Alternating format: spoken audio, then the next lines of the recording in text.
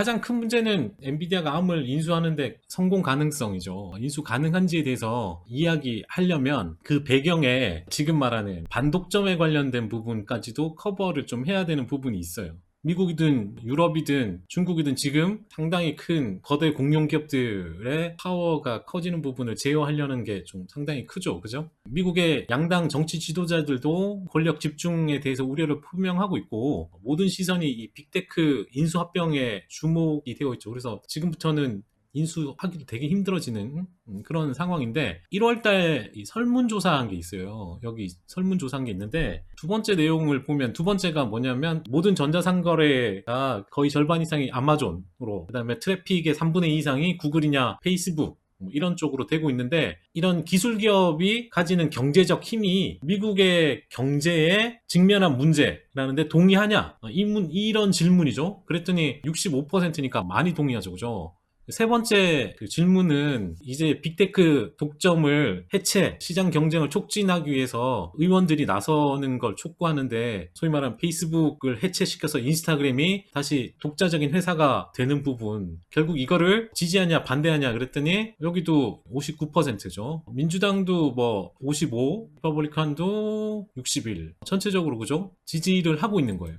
이 대다수 미국인들은 아마존, 페이스북 같은 기업이 해체돼야 된다는데 동의를 하는 그런 배경을 깔고 보자는 거죠. 이런 불확실한 비즈니스 환경, 그 가운데 이제 엔비디아가 지난 9월에 ARM을 인수한 거죠. 기술 분야에 있어서 가장 큰 인수 중 하나로 여겨지고 있는데, 현 실정은 빅테크 기업뿐만 아니라 몇 개 기업이 이 인수를 반대하고 있죠. 구글, 마이크로소프트도 반대하고 있고, 정부 승인도 받아야 되고, 빅테크 기업도 반대해요. 퀄컴은 죽자고 반대하고 있죠. 마이크로 프로세서 지적 재산에 대해서 ARM에 크게 의존하고 있는 부분이 있기 때문에 제일 강력하게 반대하는 상황이고, 애플 또한 우려를 하고 있죠. 이렇게 반대가 심한 가운데 과연 이제 정부가 어떻게 나설지 일단 그렇게 알아두시고, ARM의 IP가 전 세계 모바일 프로세서의 90%의 영향력을 미치잖아요.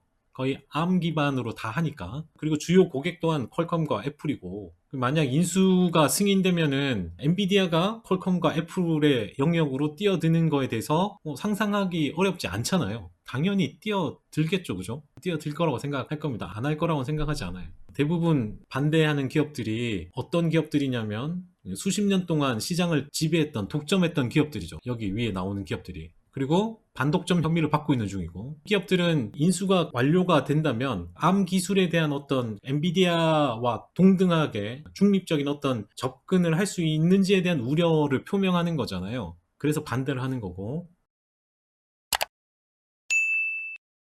그러면 동등하게 해주면 되지 않냐? 암 자체도 원래 IP 때문이라도 이렇게 중립적인 그런 그 위치를 유지를 하고 싶어 하죠. 근데 암이 중립을 유지하게 되면 뭐가 문제냐면 이익이 거의 없어요. 그러니까 설계하고 라이선스 쪽에 있어서 이익이 너무 적은 것 때문에 그래요. 이게 비현실적인 부분인데, 암의 핵심적인 비즈니스가 인수하는데 그 전략적인 도움이 없다고 생각되면 누가 인수하겠어요? 아무도 안 하겠죠. 그죠? 절대 인수를 하는 입장에서는 저걸 중립적인 위치에다 놓고 쓸 수 있는 부분이 아닌 거예요. 전략적인 자산으로 써야 되는 부분이라는 거죠.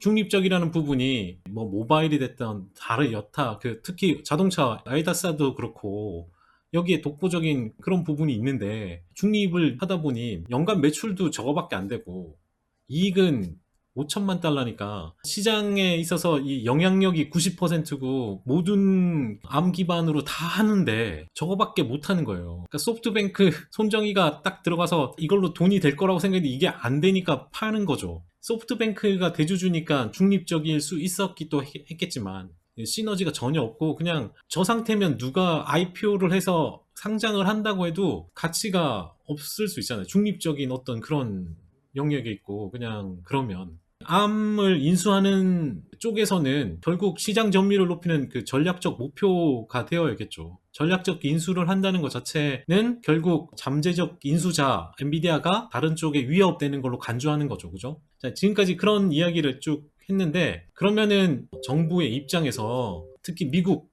같은 경우 국가의 GDP, 경제나 어떤 국가의 발전을 위해서 새로운 성장 동력으로 생각하는 게 AI인데, 이 엔비디아의 AI하고 엣지 컴퓨팅에 대한 어젠다를 추진할 수 있는 훌륭한 후보군으로 지금 생각하고 있다는 거예요.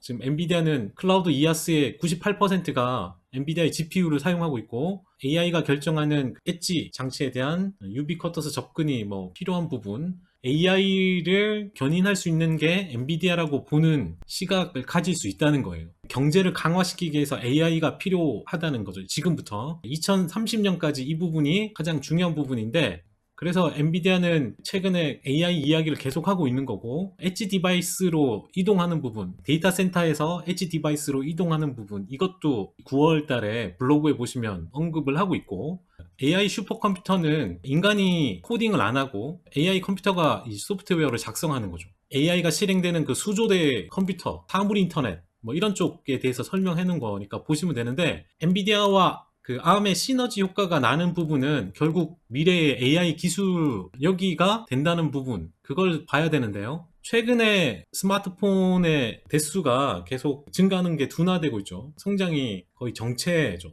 더 이상 스마트폰을 2대씩 안 가지는 이상 그렇게 늘기는 좀 어려운 부분이 있어요. 그렇기 때문에 더 어떤 스마트폰으로 뭘 하려면 그 스마트폰 자체로도 머신러닝이 활용이 돼야 되는 부분이 있어요. 스마트폰 자체에서도. 그리고 이 스마트폰이 AI 어시스턴스로 활용되는 이런 시기가 와야 되는 거죠. 그리고 또 하나는 5G 관련 기지국이나 스위치, 라우터 이런 것도 여전히 늘어나야 되는데 아직 한계가 있죠. 그죠? 이것도 늘어야 되는데, 소위 말하는 AI가 되려면 대규모 통신과 관련 워크로드가 제공돼야 되는 부분이 있어요. 최근에 데이터 센터가 워낙 많이 생기고 있는데, 이 데이터 센터 자체에 대한 비용 절감 문제, 전력 효율성 향상, 결국 사물 인터넷 쪽으로 다운로드 하려면은 엄청난 양의 데이터가 필요한 거죠. 여전히 이건 더 필요할 수밖에 없다는 거예요.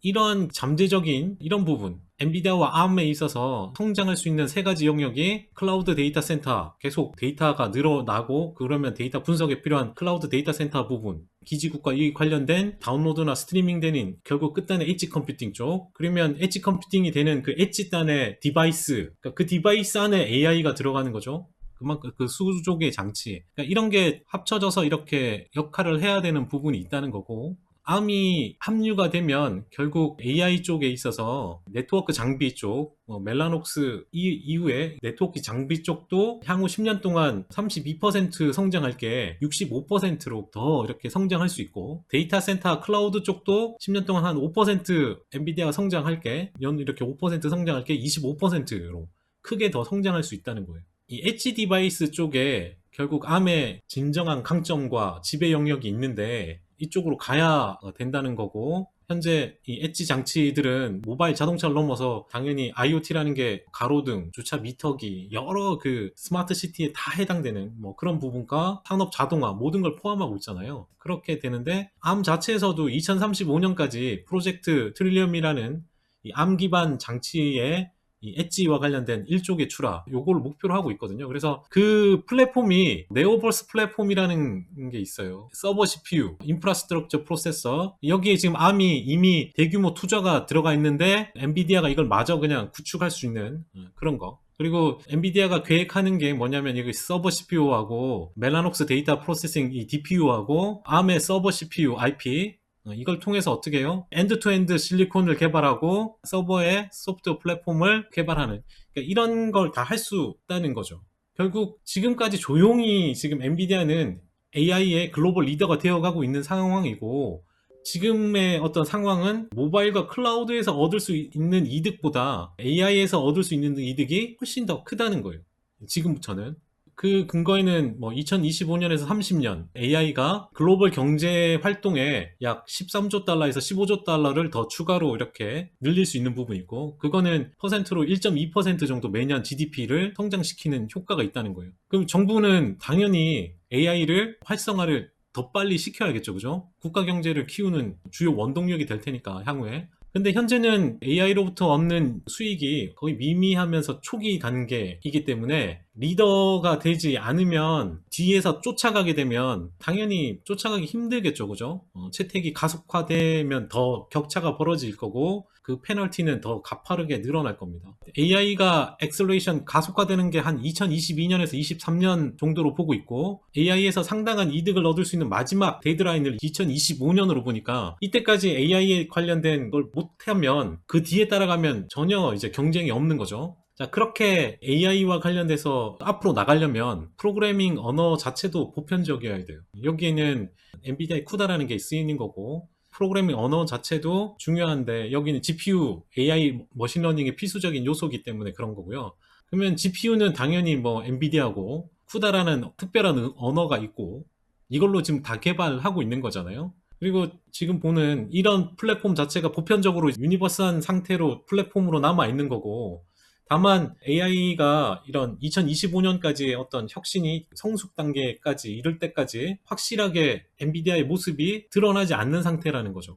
그러면 현재 많은 개발자들이 쿠다 플랫폼으로 AI 애플리케이션과 관련해서 계속 프로그래밍을 하는 거죠. 계속 앞으로도. 근데 지금 뭐가 있냐면, GPU 쪽에 마이크로소프트하고 AMD 자일링스는 지금 FPGA 칩을 쓰죠, 그죠?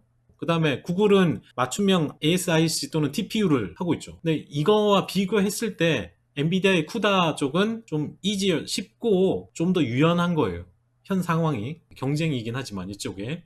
오늘 이야기하고 싶었던 가장 큰 부분은 이거죠, 그죠? AI를 통해서 국가가 GDP, 경제 성장을 이룰 수 있다는 이 목표, 국가 단에서 생각할 수 있는 그 부분에 있어서 승인을 할 가능성이 꽤 높다는 거, 그 말씀을 하고 싶었어요.